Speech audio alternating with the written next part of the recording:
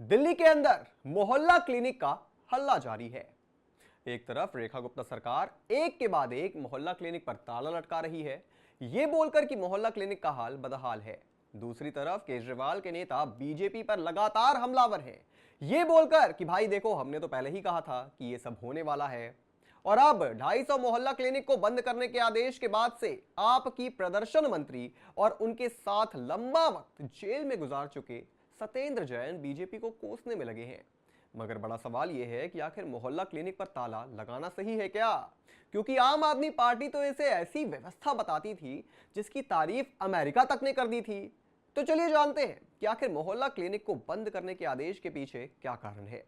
साथ ही ये भी जानते हैं कि मोहल्ला क्लिनिक में कितने का घपला कर गई आपदा सरकार। पर उससे पहले आयोन भारत को सब्सक्राइब कर लीजिए। नमस्कार, मैं हूं आपके साथ स्नेह श्रेयस। आयोन भारत में आप सभी का स्वागत है। देखिए, दिल्ली में जब से बीजेपी की सरकार बनी है, आम आदमी पार्टी हमलावर है। आप नेता और दिल्ली की पूर्व मुख्यमंत्री आतिशी ने दावा किया है कि बीजेपी दिल्ली में मोहल्ला क्लिनिक बंद करने जा रही है। दावे के समर्थन में उन्होंने कुछ जानकारियां शेयर की। इसके बाद खूब सियासी हंगामा हुआ। आतिशी ने ट्वीट कर लिखा कि चुनाव से पहले अरविंद केजरीवाल ने चेतावनी दी थी कि भाजपा जीत गई तो मोहल्ला क्लिनिक, स्कूल, फ्री बिजली, पानी, बस यात्रा सब बंद हो जाएंगे। तब प्रधानमंत्री नरेंद्र मोदी ने दावा किया था कि ऐसा कुछ नहीं होगा। लेकिन आज अरविंद केजरीवाल की बात सच निकली। भाजपा सरकार मोहल्ला क्लिनिक बंद करने जा रही है। ये तो शुरुआत है। जल्द फ्री बिजली, फ्री पानी, महिलाओं को फ्री बस यात्रा, फ्री शिक्षा सब बंद हो जाएगा। देखते जाइए। आतिशी के अलावा आप नेता सत्येंद्र जैन ने भी इस पर प्रेस कॉन्फ्रेंस की। दिल्ली के पूर्व स्वास्थ्य मंत्री सत्येंद्र जैन ने पंकज सिंह के फैसले पर प्रतिक्रिया देते हुए कहा कि किराए की जगह पर क्लिनिक चलाने में क्या बुराई है? कई सरकारी दफ्तर किराए की जगह पर चलते हैं। दिल्ली के स्वास्थ्य मंत्री पंकज सिंह ने मोहल्ला क्लिनिक को धोखाधड़ी और भ्रष्टाचार का केंद्र बताया था। इस पर भी सत्येंद्र जैन ने कहा, मोहल्ला क्लिनिक में आने वाले मरीजों का डेटा उपलब्ध है, डिजिटल डेटा उपलब्ध है। बिना डेटा के दावे नहीं करने चाहिए। इन मोहल्ला क्लिनिक में जाकर देखें। मगर अब यहीं से एक सवाल खड़ा होता है कि भाई सत्येंद्र जैन किस डेटा की बात कर रहे हैं? कहीं ये डेटा ये तो नहीं है? आइए जरा एक नजर सीएजी की रिपोर्ट पर डालते हैं और देखते हैं कि आखिर इसमें क्या हकीकत सामने आई है। सीएजी की रिपोर्ट में यह देखा गया है कि सरकार की ओर से किए गए दावों में जमीनी हकीकत में कितना अंतर है। सीएजी की रिपोर्ट में सामने आया है कि इन क्लिनिक में आने वाले ज्यादातर मरीजों को डॉक्टर 1 मिनट से भी कम समय दे रहे थे। कई क्लिनिक में pulse oximeter, glucometer, x ray viewer, thermometer और ब्लड प्रेशर मॉनिटरिंग डिवाइस जैसी बुनियादी मेडिकल इक्विपमेंट भी नहीं है। ऑडिट में यह भी सामने आया कि जिन क्लिनिक का मूल्यांकन किया गया उनमें से 18 क्लिनिक 15 दिनों से लेकर 23 दिनों तक बंद रहे। इसकी वजह डॉक्टर की अनअवेलेबिलिटी, इस्तीफे और डी इम्प्लीमेंट रही। रिपोर्ट के अनुसार दक्षिणी दिल्ली का दवा भंडार बेसमेंट में है, जिसमें एयर कंडीशन और वेंटिलेशन की भी व्यवस्था नहीं है। दवाइयों के बॉक्स जमीन पर, टॉयलेट कॉम्प्लेक्स और सीढ़ियों पर रखे पाए गए। जनवरी 2022 से अप्रैल 2023 के बीच उत्तर पूर्वी जिले के दवा स्टोर में 16 महीने तक 26 आवश्यक दवाएं उपलब्ध नहीं थी।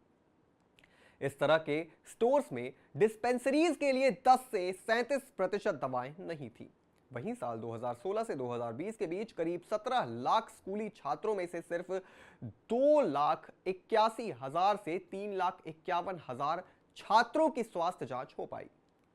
जिलों के दवा भंडार केंद्र में दवा रखने के लिए जगह की कमी है। यह हाल था स्वास्थ्य विभाग का।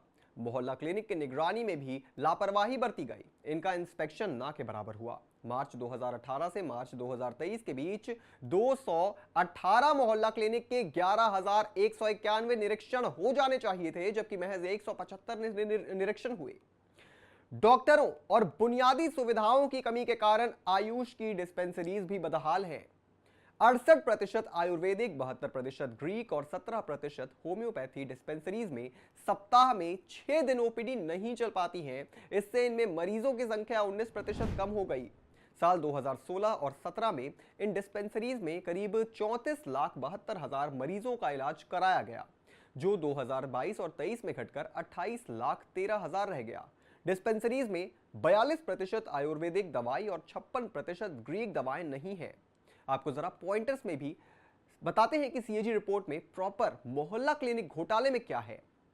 मोहल्ला क्लिनिक और आयुष डिस्पेंसरीज की खराब स्थिति, 21 मोहल्ला क्लिनिक में टॉयलेट नहीं, कोविड-19 के दौरान फाइनेंशियल मैनेजमेंट की कमी, अस्पतालों में बिस्तर की भारी कमी, दिल्ली के पब्लिक हेल्थ सेक्टर में कुल 8,194 मेडिकल स्टाफ की कमी, प्रमुख अस्पतालों में लंबा वेटिंग टाइम, अस्पतालों की परियोजनाओं में देरी और लागत में वृद्धि, आधुनिक सुविधाओं के बावजूद उसका उपयोग ना होना, 27 में से 14 अस्पतालों में आयुष सेवा नहीं, अस्पतालों में ब्लड बैंक नहीं, सीएटीएस एम्बुलेंस में जरूरी उपकरण की कमी। खैर, सरकार के भ्रष्टाचार का पता उनकी हार से लग जाता है तो सत्ता से बेदखल हुई आम आदमी पार्टी का जनता ने जो हाल किया है उससे साफ है कि जनता सब जानती है। इधर बीजेपी ने आम आदमी पार्टी के आरोपों का जवाब दिया है।